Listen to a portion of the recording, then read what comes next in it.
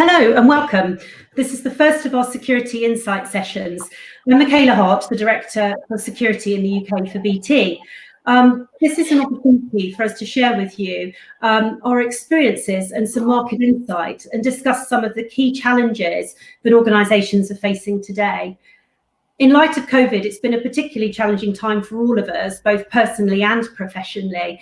We've all reacted at pace and had to make some rapid and reactive decisions to adapt and keep our business and our customers secure, giving us a new pace, actually a pace that I hope we'll be able to maintain as we move forwards. To share a little bit of insight actually from IDC, 94% of organisations have said that the pandemic has impacted their long-term cloud strategy, and 35% said that actually it's accelerated their move to the cloud. In BT, we had to scale our own VPN connections from a few thousand to more than 80,000 in just a matter of weeks. We had to move our Indian cyber SOC and our global SOC operation centres to remote working. And actually, as a company, we had to scale our conferencing services up by more than 1,000%.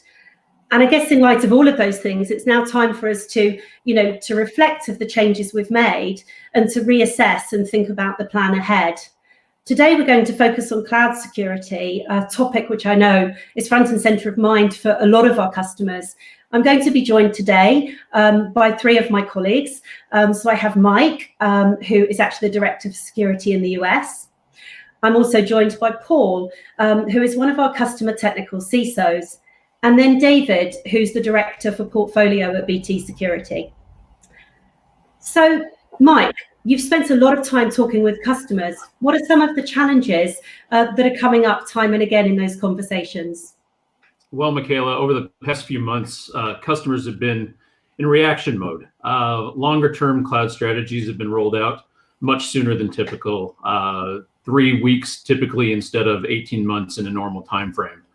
The result of that is that customers have taken a lot of concessions or compromises, rule bypasses and workarounds have all been made during this time. These concessions even have affected supply chains, which has really opened up exposure to a lot of organizations. Companies need to assess and understand the hidden risks that they all face these days. Obviously, cost is a huge challenge as well at the moment. There's been a lot of distressed spending trying to get up to snuff with their environments, and budgets have been really stressed, and financial planning is a major priority for a lot of organizations moving forward. One of the most interesting changes that we are seeing, though, is post-pandemic decisions around cloud are now being led by security rather than IT. So these organizations are now thinking about where to place their bets in the cloud and security to get the most value out of their environment long term. One specific example that we've worked on was a quick rollout for a multinational bank. Most organizations encountered massive issues over the first few weeks and months of the pandemic. They quickly needed to roll out 8,000 employees to home working. So we enabled their web gateway with their needed security controls to allow their businesses to continue to run seamlessly. These customers are now taking a second look at their environment to make sure that they're running effectively and cost efficiently. Mike, I've also seen a number of customers that are kind of challenging the number of vendors out there and how many they're having in their ecosystem. They're kind of going from that large number of for organizations, and we see it in BT as much as anything else, but making sure that we kind of drive a bit of simplicity and value out of those vendors to the best of the ability. And let's be honest, most companies have at least double figures numbers of vendors in the environment. Ours is well over double. So we're seeing that challenge occur alongside the understanding that kind of that needs to fit in that regulatory and resilient framework. Otherwise, we're just going to get into a bit more chaos and we won't actually keep that level of defense that we need. We're also seeing that resilience value shift, and that resilience kind of needs to change and kind of react to that level of resilience that they need. Whether that is a kind of positive sign towards the really high value assets, or whether it's actually on a downturn for the less valuable assets. knowing that we've got that kind of balance maintained between the things we really care about and perhaps slightly less for the ones that we don't. But also go in that kind of simplified vendor story.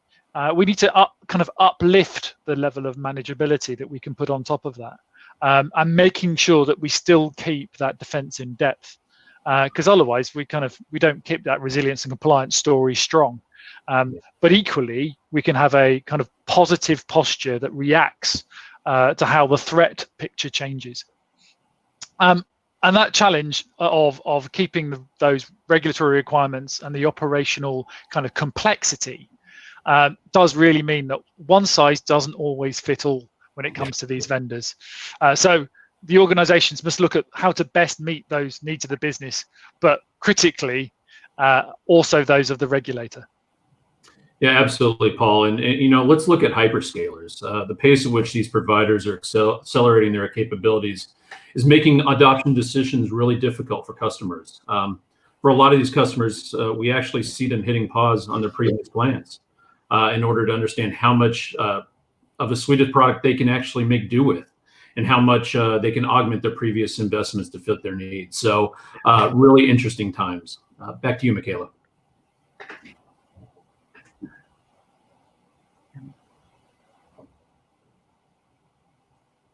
Oh, I think Michaela's on mute. Can't hear you, Michaela. Can you hear me now, Paul? We can. Ray. It's not a call unless we have a mute. It's not a call unless we have a mute. Little technical hitch. So I was saying, Mike, thank you for sharing the insight. And Paul, I know that in BT, our journey has certainly evolved to focus much more on security over the past few months, a lot like our customers. Could you talk us through that? Yeah, so if you imagine, you've already mentioned some of the changes that we've had to put in place, but previously, before this all kicked off, we were very much connecting security as the products and the technologies came online. So we're able to kind of make sure those security things are tied together. But again, it's still waiting for those projects to connect at the right time. And that meant we had a lot of friction in maximizing that technology and the licenses that we had available, and then combining that with a challenge around best of breed and knowing how those things fit together. We also had a number of security projects that were kind of linear in fashion. So we deliver one, then we deal with another one, then we deal with, rather than kind of looking at the ways that perhaps could be there. So that was kind of yesterday's world, really. And how has that changed as we reacted? What changes did you see? Well, obviously the emergency kind of items and knee-jerk kicked in for us. You have to kind of make sure, if you imagine mention the Indian teams having to react and go outside the office, do new things that they weren't doing before. So you mentioned the rapid VPN increases. We saw a large acceleration of the use of Teams, we used to be quite heavily Skype. Teams was obviously being used, but it really got a drive to be more effective. And that had to challenge the way that we did our security, because actually Office 365 is a very secure environment. It's a nice place to be. And actually some of the challenge around use of VPNs were questioned, because actually, do you need it at that point? But we also got that kind of fast kind of policy concessions. Our fortunate element for us is actually that was done in a combined fashion. It wasn't done in a kind of an isolated way. However, there's still that danger of kind of legitimate shadow IT. Although it's kind of not hidden away, we do know about it, it's not under the controls perhaps that we would like of it. And so I guess now we're at a point where we can reassess and think about what the future looks like. So what will be the key things that we'll focus on as we do that? Yeah, well, the big one that we've always focused on, to be honest, that becomes another level, is the human firewall. That's the first kind of picture of us. We can't forget that being an issue. But we also kind of need to make sure that we reassess some of those decisions that we made previously, making sure that if we have moved into that almost shadow IT world, that we are able to bring it back in safely and easily. That's not necessarily turn it off. It's also another bit that we need to be cognizant of, because they're made for a good business decision. They're made to make our life easier, and therefore, if it is there to make it easier, there must be a business reason to have it. We might have to put more controls around it, but there's that kind of change that's need to be added. We need to make sure that there's obviously tactical deployments of the high risk stuff, and make sure that we kind of bring more control over those kind of fast deployments. A critical one for going forward, and as we head towards zero trust worlds, is making sure that we have a very strong visibility and control angle to our story, knowing what is going on, what should it be doing, how should it be accessing things, but also making sure that we're able to understand that from a threat prevention kind of environment with MITRE frameworks, understand who's going to come across us, what are the geopolitical stances that we're in, and how is that going to hit us. But also, I mentioned it a second there, how do we move to a zero trust like environment? How do we move to a dynamic kind of multi-system approach that enables us to kind of up levels of control when we need to, or reduce them equally when it is of less danger? So I've got a question for you, David. So how do you think this is going to change the security world and marketplace going forward? I mean, it's kind of the $1 million question, or another way of saying, yeah, it's a good question, Paul. I mean, I think that the key point here is what we've just gone through, and we've described our kind of, we reacted, in some cases we rebounded, particularly for regulated environments where there's probably been a bit of latitude, but people are expected to catch up. But the key point is the reassess point that we're in at the moment, and I think it varies depending on where you are. I mean, I've spoken to some customers, or one or two customers who have called themselves that they're feeling fairly smug because they were lucky to have the infrastructure and the DR in place already, that they almost said that they were able to just absorb COVID, versus the other extreme where people have had to do some very radical changes. So I don't think it's a one size fits all in terms of the marketplace, and it will vary depending on where you are as a business and the industry you're in. But I think we'll probably all be thinking about is my security now and going forward fit for a world in which there will be, certainly for a little while yet, you would think, kind of progressive phases of lockdown, and flexing from kind of a more normal mode of working back into a lockdown mode of working. So I think thing number one is we did a lot of things when COVID happened, but I think one of the things that's common when I talk to customers, and also when we talk within BT, is if you like, threats themselves didn't change. What was the big thing that happened when COVID hit, or that common theme was the groups of people that went from office working to home working changed remarkably. And it wasn't uncommon for a lot of businesses to have people working at home 1 or 2 days a week, a lot of people, but they generally didn't have pretty much everybody working at home 5 days a week. So there was this dynamic where we saw threats not changing, but the exposure to those threats in terms of frequency going up, and the types, and therefore some sensitive workers, R&D, finance industry, call center agents with access to PCI type environments having to suddenly work from home. That went up, and that changed the nature of the risk. And therefore, I think what we're now all thinking through is, do we need to baseline our risk appetite?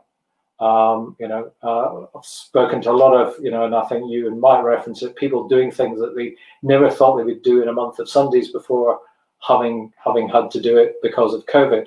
So I think first thing is, what will happen in the marketplace is people's attitude to, customers' attitude to risk will change. That will mean that the technology and the capabilities and the services they need will need to be rethought through. So one of the things that we think about certainly within BT is the elasticity of if you'll pardon the use of that very hackneyed phrase, the new normal, which is will we go all the way back to where we are, or will we go some of the way back, or will we have to be able to flex again? So having services that allow you to continuously flex going forward, that's kind of one thing that we need to think about. Will the need for large scale home working be with us for a number of years? And that then feeds into that whole thing of whose technology do you put your faith in? Is it the hyperscalers? Is it the best of breeds? And I think we touched on an example earlier where we took 8,000 workers in India and took them from never having worked at home to suddenly working at home, and that's where just to share a little bit of insight from us. We had a conversation around one of the hyperscalers endpoint protection capabilities versus what we sell at the high-end CrowdStrike EDR. And it's it's understanding when you need that additional visibility control. We put it in place. The decision for us as a business now is, of course, that represents some of the spend that we might have had planned for something else. Do we keep that in place, or do we flex going forward? So it's really important, I think, that we think through our strategies in terms of, is it scalable? Is it optimized? Are we getting the balance between the immediate risk and investing for the long run? Because I don't think cash is going to be, something that's plentiful for any of us, for the next couple of years. And so therefore thinking about, to your point, fewer partners, the right partners, it's that choice between, we might have see some overlapping capability coming out.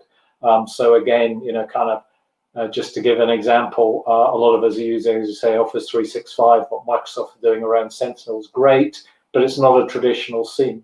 It doesn't do what many of the SIEMs do today, but you would assume that direction of travel Microsoft will get there. So it's at what point do you go down that road potentially versus save your money on your existing SIEM? We've got to find those balances and actually probably accept the fact that overlaps between capabilities to provide the flexibility is really what we need going forward. But that's the purest portfolio view, if you like. I mean, Mike, you're as you've referenced, you're talking to a lot of customers who are cancelling projects, reprioritizing projects. How are they talking to you about that long term versus short term?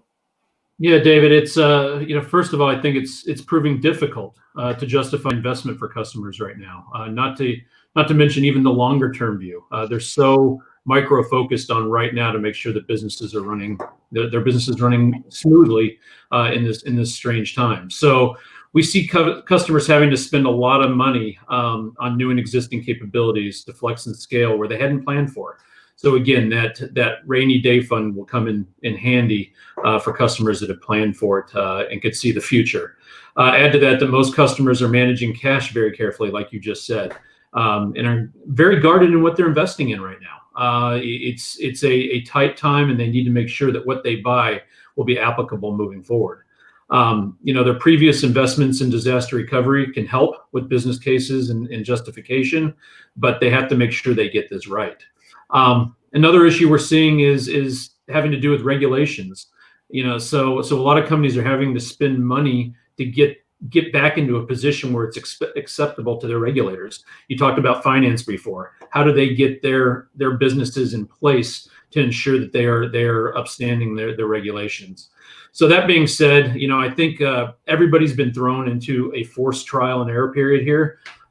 They had to act quickly on their feet. Companies now have a blueprint and understand what they need to do moving forward, but they need to ensure that they have the plans in place to make sure that their businesses run smoothly moving forward.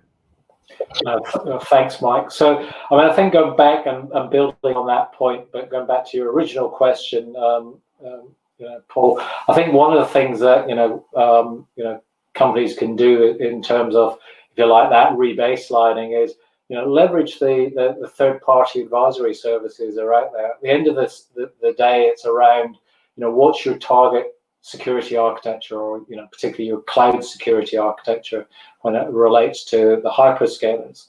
And those advisory services that people can leverage, they're perfect for assessing where you are today, looking at what controls, what threat management capability services you have, and what those gaps may be, and particularly in this kind of post-COVID world, where the nature of who's working where becomes much more important. And one of the things that we've been doing is creating a lot of personas that allow us to much more forensically look at the different nature of those threats, and therefore the risk, and align it to customers' appetites to make sure that they're then investing in what they need to.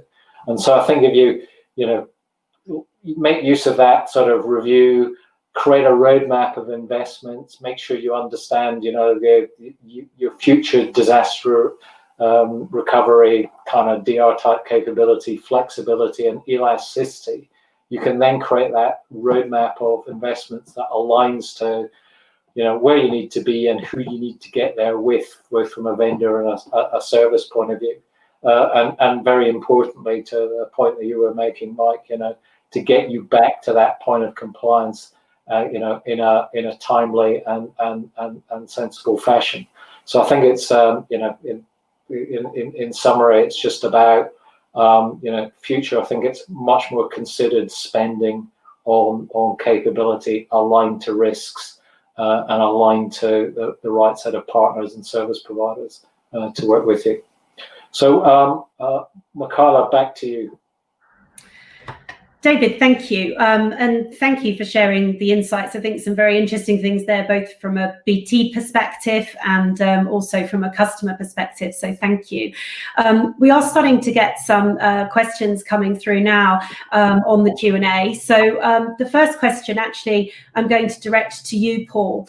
And that question is, what are the instances where you would recommend a single vendor approach? I don't think there is one, is the actual answer to that. I think you should always be cognizant of having a reduced vendor profile to be sensible. We always talk in security about defense in depth, and that means using kind of multiple engines where at all possible. Imagine we have a lot of challenge around people trying to use a single vendor in one place, but imagine a serious attacker might just replicate that, and therefore they can buy off the shelf the same detection systems, the same environment, and they can work a way around it. Okay, we can manage that by having better signatures, by having tradecraft that is better than the attackers are, and understanding what that looks like. But we still have to kind of soup it up a little bit and make it a little bit better, just to make sure we can see things that perhaps you wouldn't naturally see. So I would never suggest single vendor, but I don't think 50 vendors is the answer either.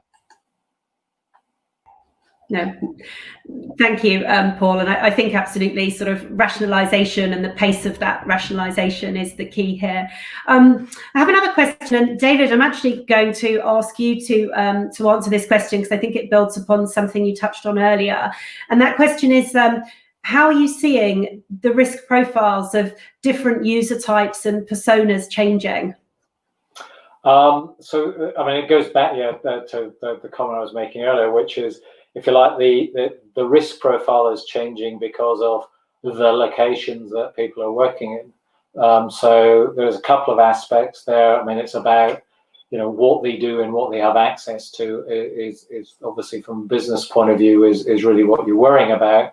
But it's then about how used are they to working in a remote working environment, and by that we mean, so there's things we can do within an office environment much more easily and more naturally, which is if you click on a link without thinking about it, then generally we have protections in place. Hopefully home workers will, but that's not always the case, because it's not always on our we're not always accessing it from a corporate device, for example. It might be in an unused device or whatever. So it's about being cognizant of, how experienced your users are, also being cognizant of, even if you haven't got experienced users, none of us are probably working, or most of us aren't working in a normal environment. So we all make mistakes, even when we're experienced. And it's just making that judgment call on, if you click on the link, download the wrong thing, provide details to somebody that isn't who you think they are, is it what's the business impact? Do you need to do something about it? So it's focusing on, those remote workers, whether they be R&D specialists, working on M&A, have access to, company IPR, whatever it is, have you got enough protection around them that you feel confident that it's not a major exposure for you? Thank you, David. And I think it's interesting, a lot of our conversations we're having now are about those user personas and how you group them, and actually that, one policy doesn't fit all. So very interesting. I've got another question now, which I'm going to pass over to you, Paul, which is, how do you manage the multi-cloud way of working from a security perspective? Oh, that's a challenging one. I think there's two bits that I think I'd pull out. Discovery and visibility is the first. Knowing what you've got in the cloud is hard.